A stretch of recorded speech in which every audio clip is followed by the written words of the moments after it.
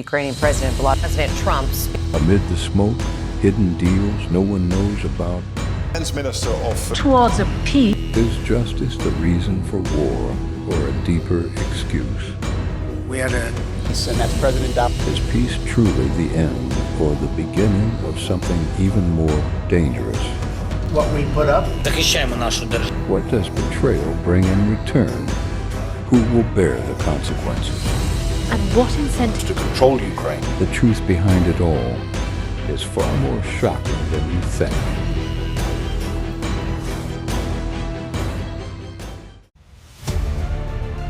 In this turbulent world, truth is concealed and justice is distorted. But history tells us that ideas are indestructible and resistance never fades. This is V for Vision, revealing reality through stories, illuminating the future with history. We deconstruct power, reshape the truth, and let the silenced voices be heard once more. Ideas are bulletproof.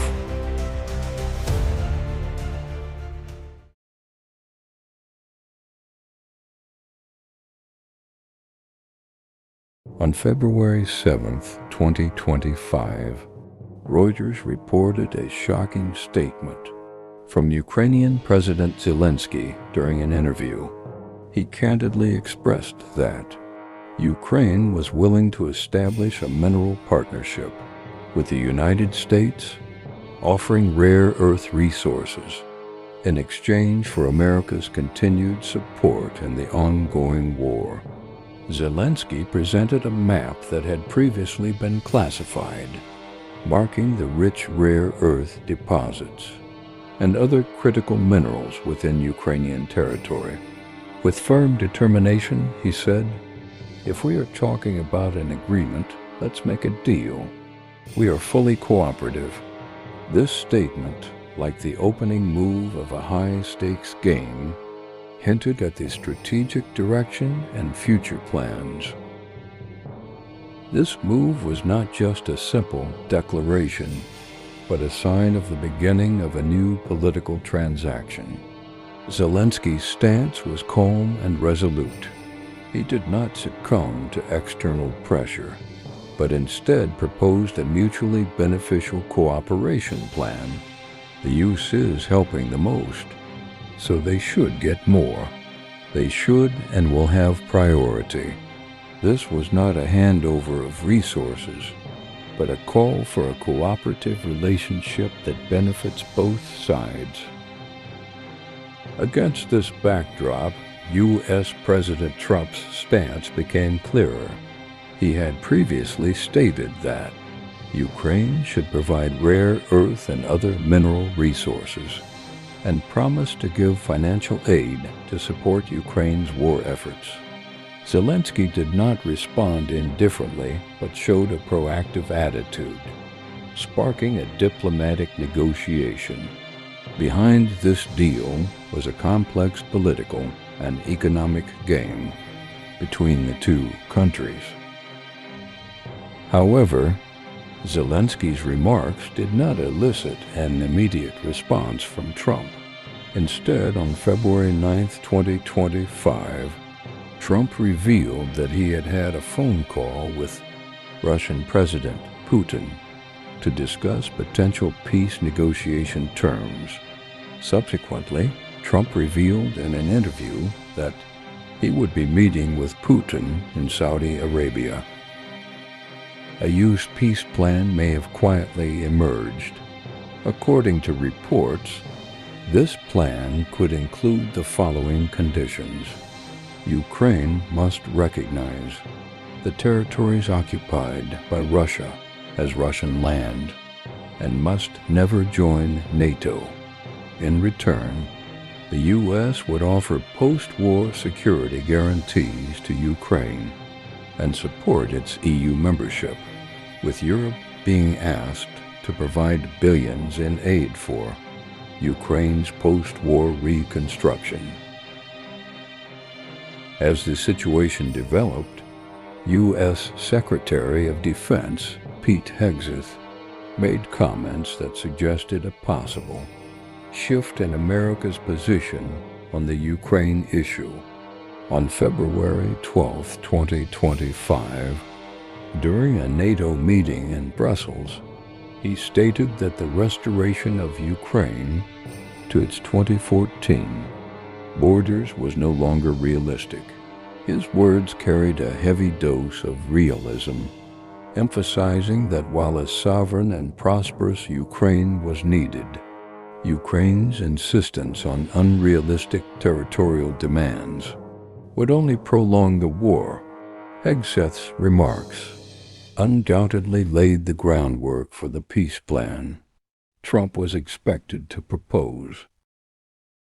However, amid this backdrop, European Union countries grew increasingly concerned about being excluded from direct-use Russia talks.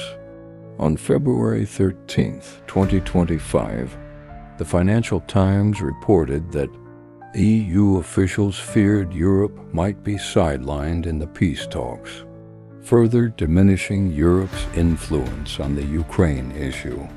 German Foreign Minister Annalena Baerbock stressed, "We cannot allow Europe's security to be decided by others." Similarly, French Defense Minister Sébastien Lecornu pointed out that Europe's security interests were closely tied to Ukraine's future, and European nations must be involved in the negotiations to ensure that any agreement would address their security needs. At this juncture, whether Trump's proposed peace plan would truly disregard Europe's core interests became a focal point of international attention. Europe, an old and deep-rooted continent, was beginning to seek a voice for its own future. In the war-torn land of Ukraine, the fires of war continue to rage, and the prospect of peace seems distant, especially after 2025. Hopes for peace were held hostage by numerous political, military, and economic challenges, making the positions of various parties entangled in a complex web. Even though the faint glimmer of a ceasefire began to appear, the true process of achieving peace remained uncertain and full of challenges. Putin, the leader who commands vast territory and powerful military forces, has a clear goal for this war. He needs to secure victory in the negotiations to ensure his place in Russian history. For him, the issue of eastern Ukraine is not only about territory, but also about Russia's national security and strategic interests. Putin insists that Ukraine recognize Russia's control over these regions and has set forth a fundamental condition: Ukraine must remain permanently neutral, never joining NATO. This demand represents not only a future requirement for Ukraine, but also a strong rebuttal to Western expansion. Such a demand has sharpened the divide between Russia and the West, narrowing the space for negotiations. Putin knows that if he fails to achieve a decisive victory in this game, not only will Russia's security be at risk, but his leadership at home will be challenged. For him, this is not just a diplomatic and military struggle. It is a life-and-death decision concerning his historical legacy. Ukraine, a land enduring endless warfare, has always maintained a core stance of defending its territory and sovereignty. However, as the war drags on, Zelensky is forced to confront the brutal reality. The nation is weary, the people are suffering, and the costs of war are escalating. In this situation, his position begins to subtly shift. While still firmly committed to Ukraine's territorial integrity, he must also consider how to ensure the country's survival and future. Zelensky strongly rejects territorial concessions, but in talks with various parties, he realizes that to secure Ukraine's reconstruction and long-term survival, some difficult compromises may be necessary. His core bottom line remains sovereignty and dignity. But how to balance between war and peace is an issue he must deeply ponder. Behind this geopolitical struggle, Europe's influence is facing unprecedented challenges. European nations are keen to secure their own security interests, especially in preventing Russia from igniting further conflicts. EU countries understand that Ukraine's fate is intertwined with Europe's future. They want to play a more active role at the peace negotiation table and demand that any agreement take their security needs into account. This diplomatic struggle concerns not only Ukraine, but the future trajectory of the entire European continent. Looking across the Atlantic to the land of numerous historical waves, Trump's diplomatic strategy seems to unveil a fresh perspective. In his potential peace proposal, there is a hint of pragmatism, not only seeking to end a conflict, but subtly adjusting the power structure, sending a friendlier signal to Russia. This strategy, continuing Trump's past approach, is focused on elevating America's international position, rather than merely seeking localized peace. Trump's interest lies not just in ending the war. He knows that reaching a ceasefire agreement with Russia would give him considerable political leverage on the global stage.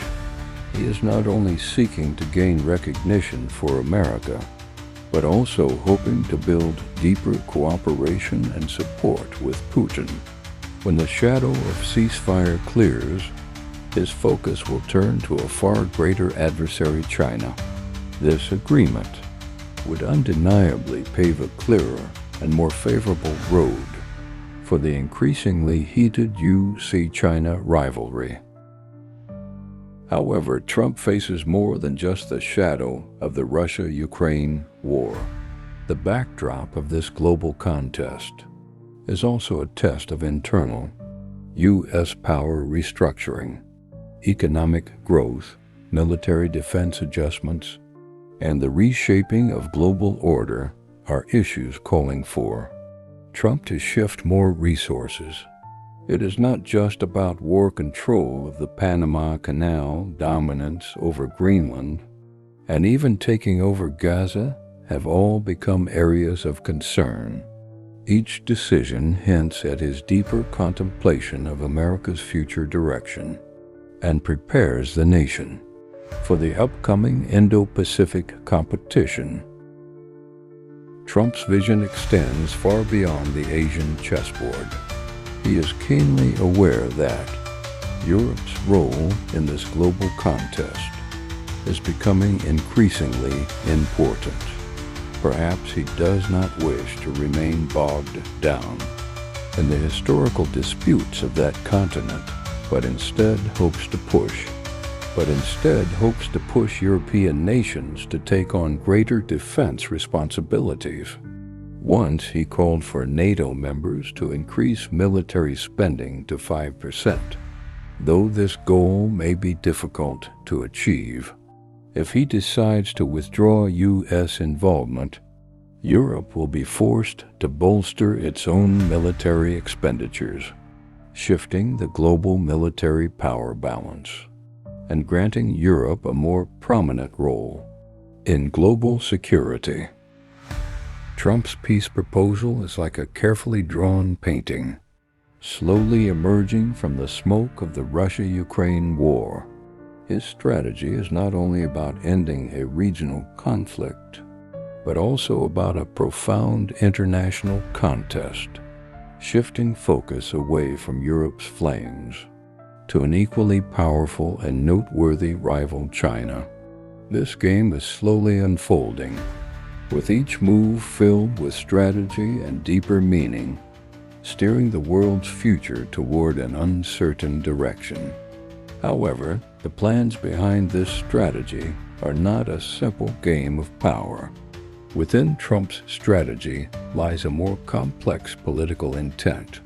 He does not want to be entangled in Europe's wars, but hopes to pass the burden of defense to Europe itself. In this grand chess game, the U.S. will be able to direct more resources into the competition with China, and Europe will have to transform in the process of defending itself. Yet, all of these developments remain shrouded in uncertainty. After the war clouds dissipate, will Europe be able to stand strong and secure its own fate? Will it truly possess its own security destiny? This remains a murky question. How Trump's role will influence this process is still an unsolved mystery. As the world moves into unknown territory, the light of peace flickers in the distance, still hidden in shadow. Who can say whether this light will bring hope or conceal more clouds? Trump's strategy will undoubtedly reshape parts of the international order, but whether this change can bring about a more stable global framework or spark a new round of crises, only time will tell. As the global situation transforms, Ukraine's fate is like a droplet floating in the tumultuous waters, signaling the arrival of an even greater storm. These changes not only affect Eastern Europe, but could shift the entire global balance, ushering in a brand new chapter in history. However, at this moment, China is demanding to join the negotiations. The story is not over yet. Thank you for watching V for Vision Your Lens into Global Politics. If you found value in this video, don't forget to like, share, and subscribe. Join the conversation, stay informed, and keep questioning the world around you.